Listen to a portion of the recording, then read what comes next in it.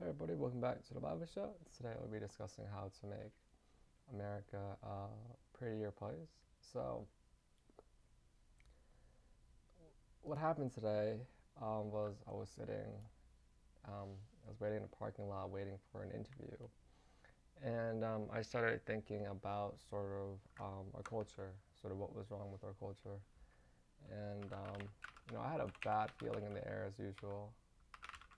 It doesn't happen, every now and then happens when I'm out. And I was thinking to myself, maybe all this negative energy is coming from Satan. I think it's typical Christian, typical Catholic blame Satan when they feel negative energy. And after giving it some further thought, I took a look up into the distance, and I saw the Appalachian Mountains, a very beautiful mountain range in the back. And then by that, I saw the mall. There was the Appalachian Mountains, and then there was the mall right in front of it, and then a huge parking lot.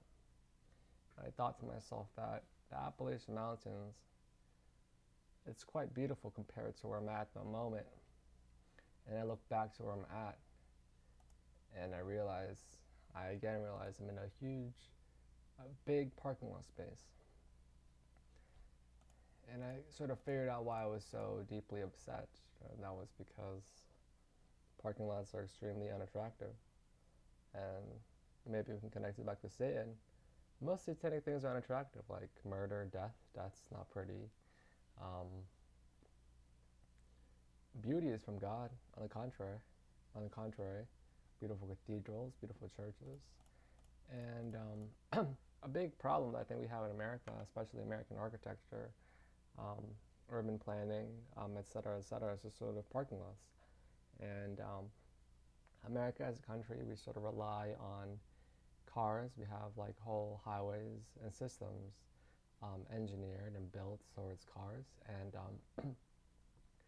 I do think that's a nice luxury to have, but at the same time, I do think we're not relying enough on public transportation. And I think it's super important to rely on public transportation because, number one, it's going to get rid of a lot of parking lot space.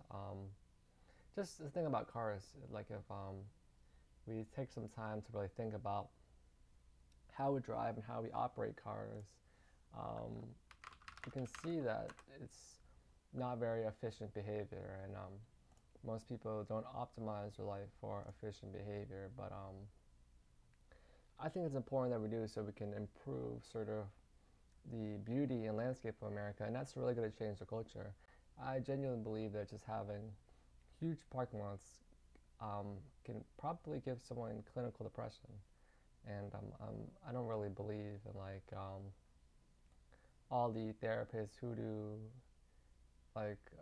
all the therapists and DSMB and traditional psychology, but I think it's enough to give just people just a very bad feeling inside themselves. So this is what happens. This is sort of like what the average American parking lot looks like, and so how this sort of plays out is that one person in one car that fits four people drives into a parking lot, drives into this space, and occupies it. So we have a problem right off the bat there. There's only one person inside the car, and they're driving a car for four people to take up a big spot of land. I was in a parking lot so empty this morning.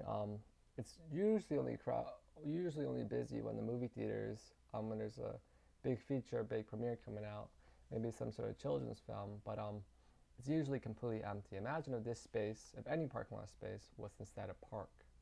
Imagine adding a park to my town. That would be amazing. Just some sort of like central park, because that area of my town, which is like this parking lot, is sort of like kind of in the middle of the city or middle of town. So that's pretty cool.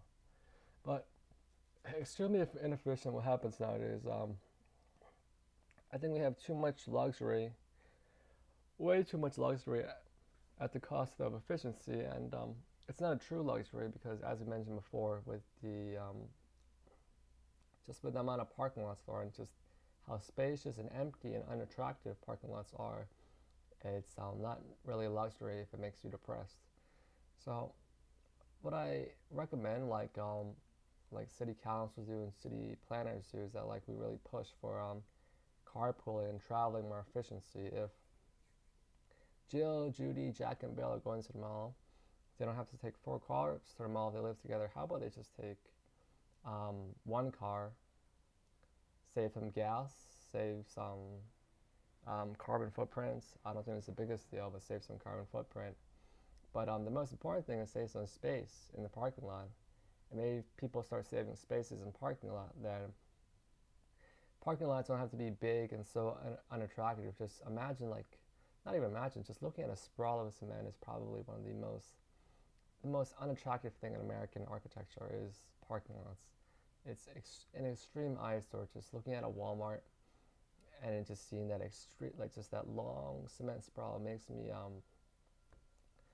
it doesn't make me want to like go outside and enjoy just this space. It's just completely unattractive. So another way to counter that is to encourage more public transportation. So we have one thing that we noted, that we had come to note together, was that carpooling, being more efficient with cars, efficient with car space. And then two, we have like, I guess on the note of public transportation, like better public transit. I think the city should invest more in buses, ramblers, trolleys.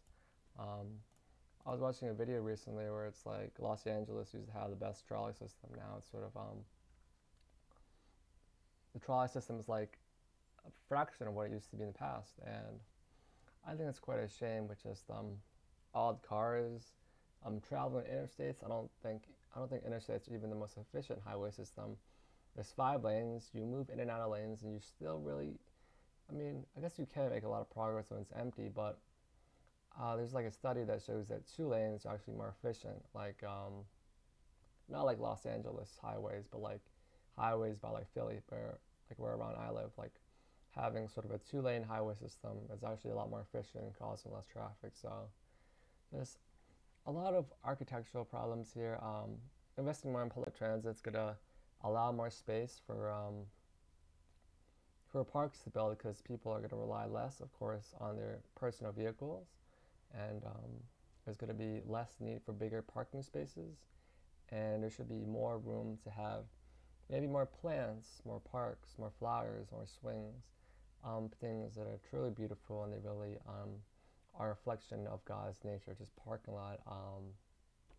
Is it far fetched to call it satanic? Um, to me at least, it feels that way. It makes me feel that way because of how unattractive this is. Just yeah, like, and it's like I said, this all came about because I was just sitting in a parking lot, standing around in a parking lot, an empty parking lot this morning.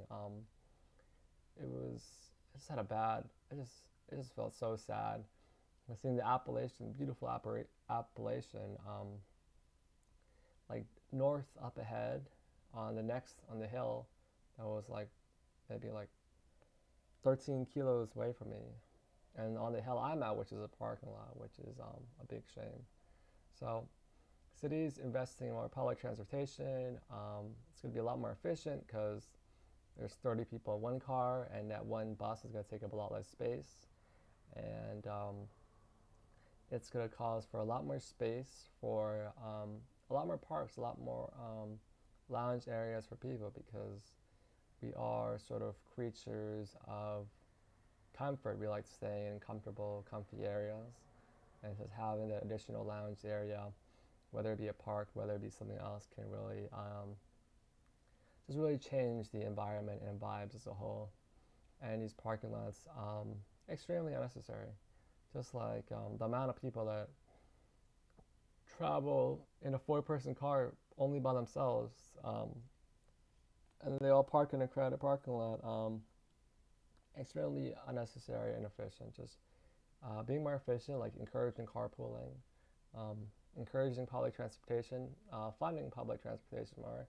I think definitely our taxpayer dollars should go towards that, and maybe less towards like I mentioned before, like cops.